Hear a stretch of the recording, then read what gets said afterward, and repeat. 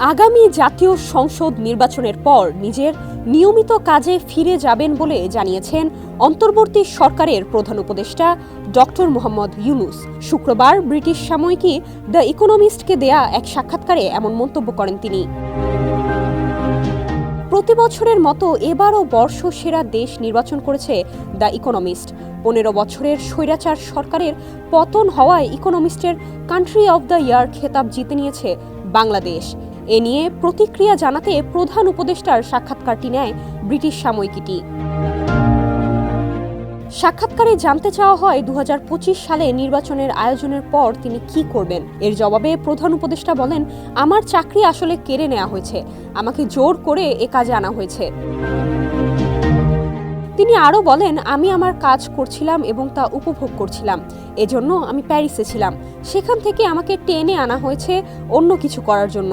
সুতরাং আমি আমার নিয়মিত কাজে ফিরে যেতে পারলে খুশি হব, যা আমি আমার সারা জীবন ধরে করেছি, আর তরুণরাও এটিকে ভালোবাসে। সুতরাং আমি আমার সেই দলে বা আন্দোলনে ফিরে যাব যেটা আমি সারা বিশ্বে তৈরি করেছি। সাক্ষাৎকারে বর্তমান বাংলাদেশ পরিস্থিতি নিয়েও কথা হয়। জঙ্গিবাদের ঝুঁকি সংক্রান্ত এক প্রশ্নে জবাবে প্রধান উপদেষ্টা বলেন, বাংলাদেশে জঙ্গিবাদ মাথা চাড়া দেবে না, এটি আমি আশ্বস্ত করছি। তরুণরা ধর্ম নিয়ে নিরপেক্ষ। তিনি আরও বলেন, বাংলাদেশ যা করেছে এটি একটি উদাহরণ যে তরুণরা কত শক্তিশালী।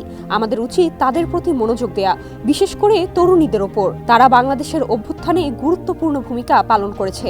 অভ্যুত্থানে নেতৃত্ব দেয়া 3 তরুণ আমার ক্যাবিনেটে আছেন, তারা দুর্দান্ত কাজ করছে।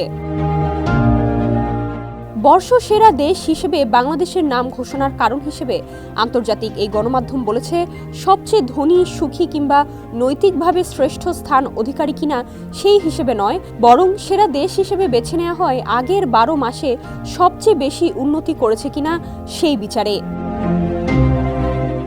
সানবিট সব দিবে সামাল। সানবিট ম্যাজিক প্রেস ডিশওয়াশিং এর মাথা ঘোরানো সলিউশন। এবারের সেরা দেশ বেছে নেওয়ার ক্ষেত্রে চূড়ান্ত তালিকায় ছিল 5টি দেশ।